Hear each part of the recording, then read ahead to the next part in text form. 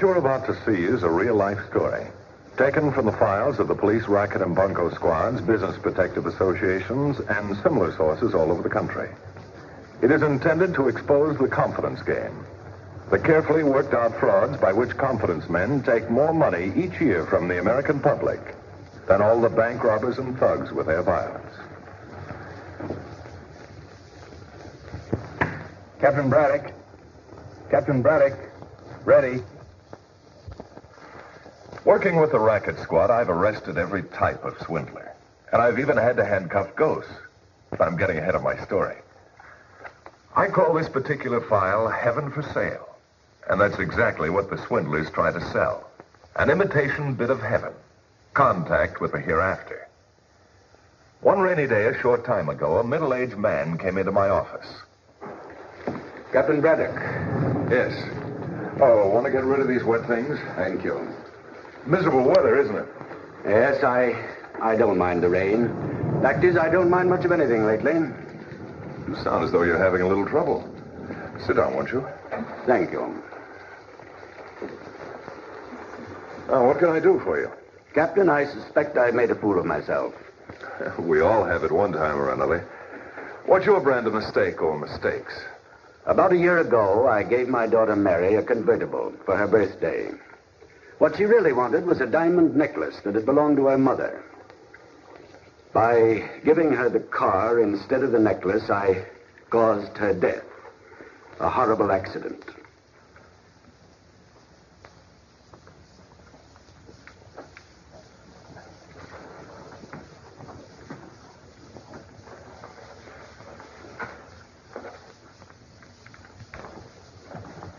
Is there anything you want before I go out, Mr. Blanchard? No, Katie.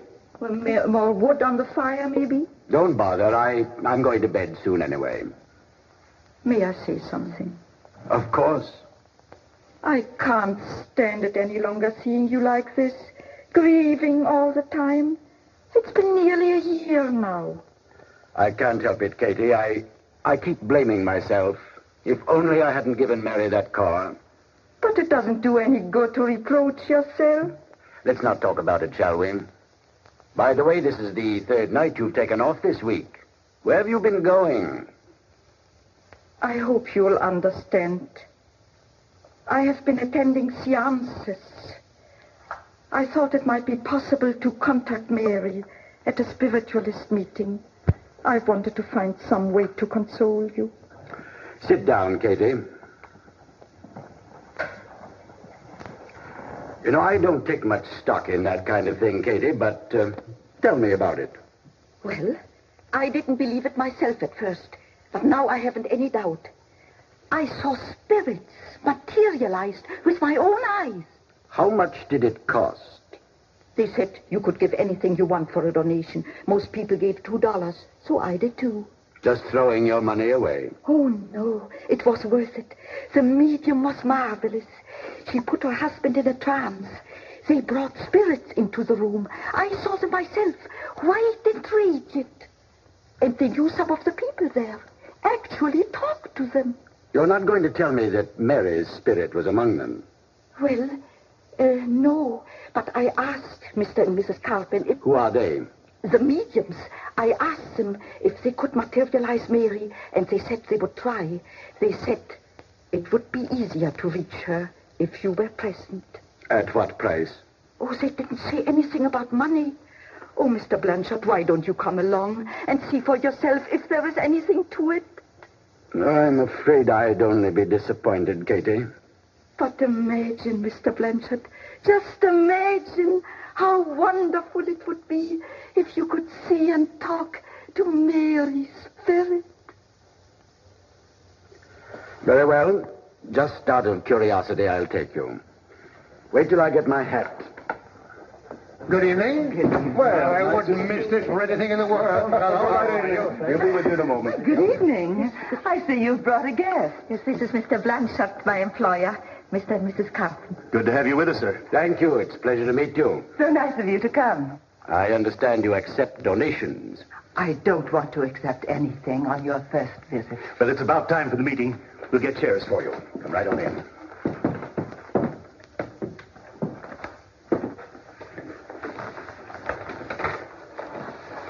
Since this is your first visit here, perhaps you'd like to see the arrangements. If you don't mind.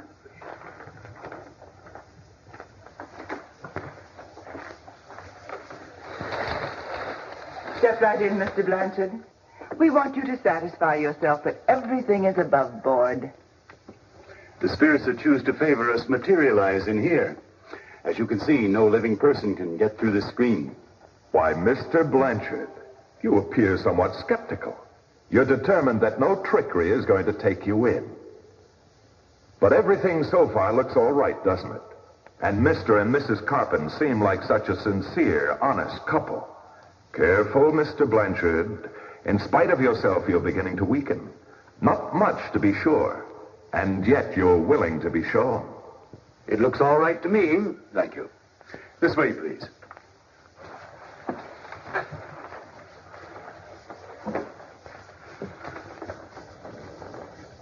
Friends, if conditions are right tonight, some of you will see manifestations from the other world. If there are any doubters or skeptics among you, our task will be difficult. I ask you all to concentrate on the memories of your loved ones who have gone beyond. This isn't quite what you expected, is it, Mr. Blanchard? Nothing suspicious so far, is there? But wait. Sleep. Sleep. That Simois. He get Sigil. Telos. An Egyptian control has taken possession of his body. He speaks in an ancient dialect, of which I know only a few words. Can you give us names? Even first names of departed? Yes. Yes. Lies. No. No lie. Yes. No light. Lies. He says yes, but he wants the lights extinguished. Concentrate, friends, concentrate. Think of those dear ones who have gone beyond.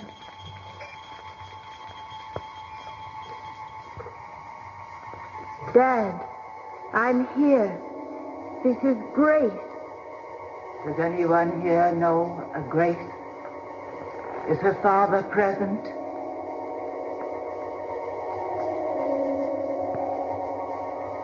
Wait a minute. She may mean me. I must warn you, don't touch her. But I can see her. What you see is ectoplasm. It comes from Mr. Carson. To contact that ectoplasm with human hand would mean his death instantly. Grace, you recognize me? Yes, I've been trying to reach you. I'm glad you did. Grace, what is heaven like?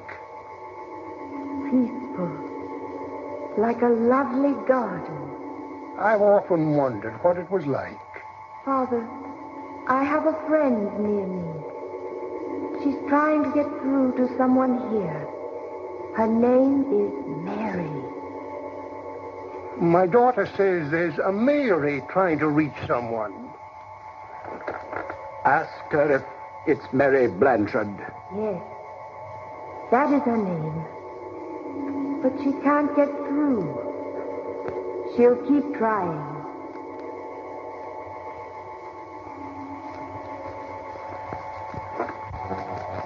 And now, goodbye, Father. I may call back. Goodbye, my dear one.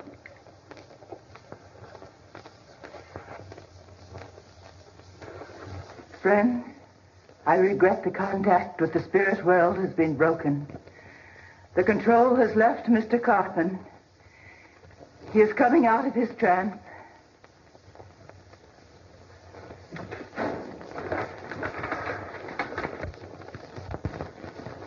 I'm going to speak to Mrs. Carpin. You'll pardon me, but what prevented my daughter from materializing? I wish I knew. There are cosmic forces that we do not fully understand. Do you think it possible she may appear during another seance? The signs were very encouraging. I hope that you'll join us again. Thank you. Nothing will set my mind at rest until I find out for sure. Good night. Do you think Mr. Blanchard will be convinced? I do. We believe what we want to believe. And when our hearts are heavy, we're ready to accept anything that relieves our pain. In a moment, we'll follow up the case of Heaven for Sale. And now let's see what happens when Mr. Blanchard arrives at the place where the seance is to be held. What do you think now, Mr. Blanchard? Amazing, wasn't it? Mary was trying to get through to you. A friendly spirit relayed the message. There was no way for this friendly spirit to know you were in the room.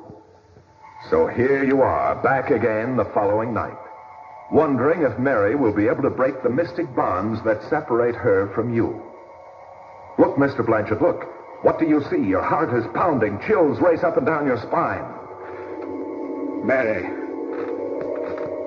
darling, if it's really you, give me some word, some sign, so I'll be sure. The accident wasn't your fault. I drove too fast.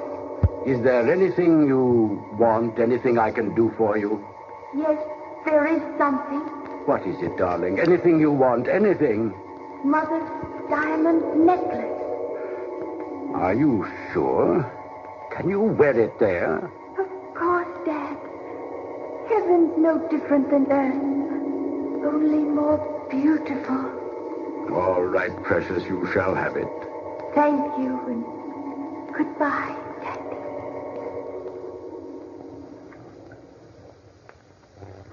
Now you're convinced, Mr. Blanchard. You've been back many times. Oh, they couldn't always contact Mary, but the difficulties made it more convincing. So you've decided to fulfill Mary's one wish. What sad and tender memories it holds. A gift to your wife on your first wedding anniversary. How she loved it.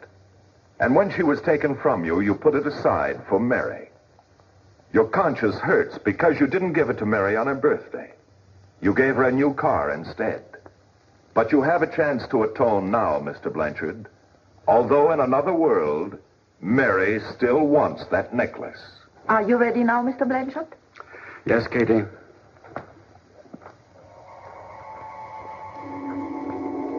Dad, you're here. I've been waiting. Happy birthday, precious. I'm so glad you came. I brought something for you. Don't try to touch her. You'll break the spirit contact. But how can I give her the necklace? It's in my pocket. I'll release your hand. Hold it out to her, but don't try to touch her.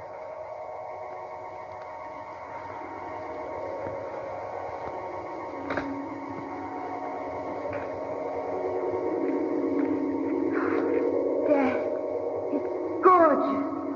It's the nicest farewell gift you could give me. Farewell. I'm being elevated to a higher plane, out of reach of earthly things. Goodbye, dearest Dad. Mary, wait. Wait! You're worried, Mr. Blanchard. Mary is gone, and so is the necklace. Suppose it wasn't Mary's spirit after all. Suppose... Katie! Did you call me? Yes, Katie, I've been going over something in my mind. How much did you tell Mr. and Mrs. Carpon about Mary? Well, just a little. I don't remember exactly. Did they ask any questions about me? Well, let me think. I'm not so sure, but it's possible. Not only possible, but probable. Oh, well, we won't say any more about it. Well, I hope I didn't do anything wrong. I didn't mean to. No. It's just that there's something I don't understand. I'm confused, that's all. I went back several times, and Mr. and Mrs. Carpon said they would try their best to materialize her. But the spirit control said it would be impossible. I shouldn't wonder. They got what they wanted from you and were shrewd enough to stop there. Are you willing to sign a complaint if I can produce evidence the Carpenter outfit is a fraud? You're positive they're crooks? Certain of it, aren't you? Yes, it looks like it, but I must admit I'm still a little mixed up. You'd be surprised how many intelligent people are hoodwinked by these clever fakers. If you'll cooperate, I'll get a search warrant. All right. What then? Tonight we'll attend a seance. You'll take me in as a friend. Go right on in. Well, you're back again. Glad to see you. I brought a friend of mine along, Mr. Braddock. How do you do? Glad to have you with us. Mr. Blanchard has told me how interesting your meetings are. We sometimes get very fortunate results. I'll pay for both of us. Thank you. Of course, you realize these donations are voluntary. Of course. Won't you go in? Thank you.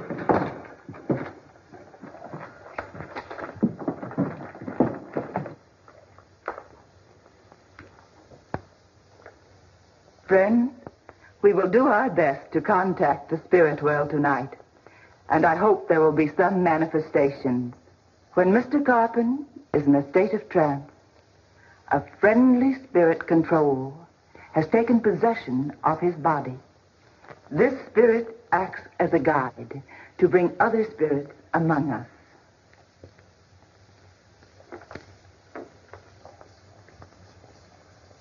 Your mortal consciousness is slipping away. Sleep.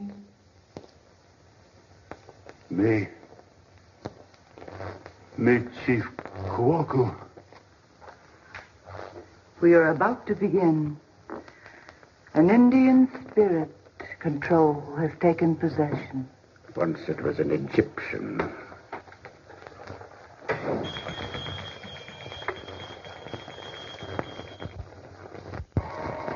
This is Stella. Does anyone here know a Stella? Come forward. You'll soon know.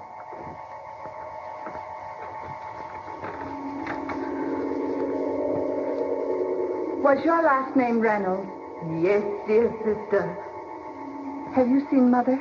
I'm with her all the time. I'll tell Father. It will make him very happy. He's been quite ill lately. He mustn't worry. He'll be well soon. Oh, I'm so grateful. And now I'm being called back. Goodbye, dear. Shall I see you again? Don't go yet.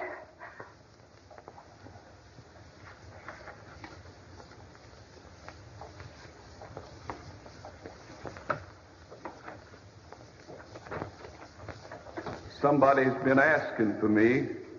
I'm Sam. The guide has brought us a Navy man named Sam. Has he any friends or relatives present? I had a buddy on the service named Sam. You wish to speak to him? You bet I do.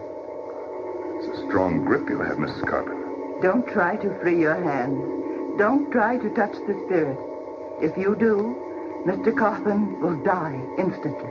You don't say. We wouldn't want anything to happen to Mr. Carpenter.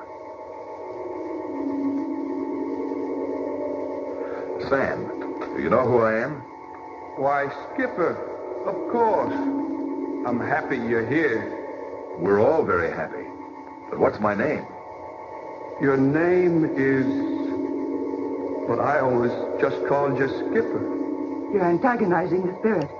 He'll disappear if you aren't careful. I'm sorry. Don't go away, Sam. What ship were we on?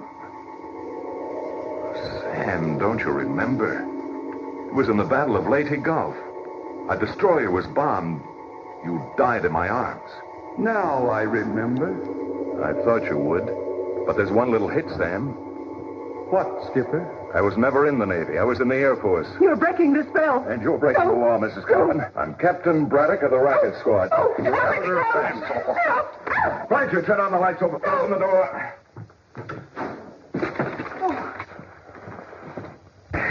Thanks, Cody. There we are. Please, don't anyone leave. I have something important to say to you. The police are persecuting these nice people. If you people will please be patient a few minutes, I'll show you how it was done. Don't you believe him? Friends, the police are just trying to discredit me. What about the diamond necklace you tricked Mr. Blanchard into giving to his daughter's ghost? Do you call that legitimate? He had every right to give it to her. Not when it's a conspiracy on your part to commit fraud. Prove it. I intend to. I imagine you've all examined this wire screen. Looks foolproof, doesn't it? But unless I'm mistaken, there's a trap door on the floor through which the spirits materialize. You'll find no trapdoor there, Mr. Policeman. What happens here is pure psychic phenomena. Carter, come here a minute, will you? Yes, sir. Go outside and see if you can find a basement ventilator. Right. You see, I told you the police were mistaken. Hey, Brad, I got him. Come on up. Get up there, you two. Hello, Mary Stella. Stand over there. Well, if it isn't Sam, how are you, shipmate? Dry up, copper. Your hunch was right, Brad. I squeezed through a vent in the basement and found these two hiding. Good work, Carter. And locks from underneath. Opens and closes by remote control. And I think I know where it leads.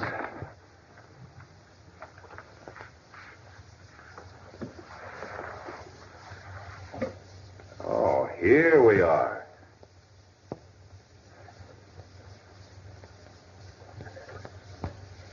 Well, we know how that works. Let's see what else we have here.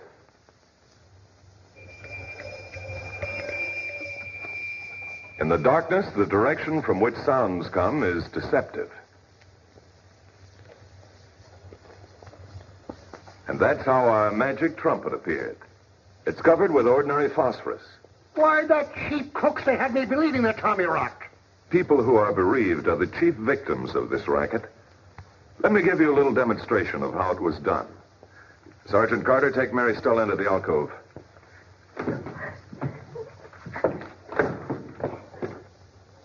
Lights out, please.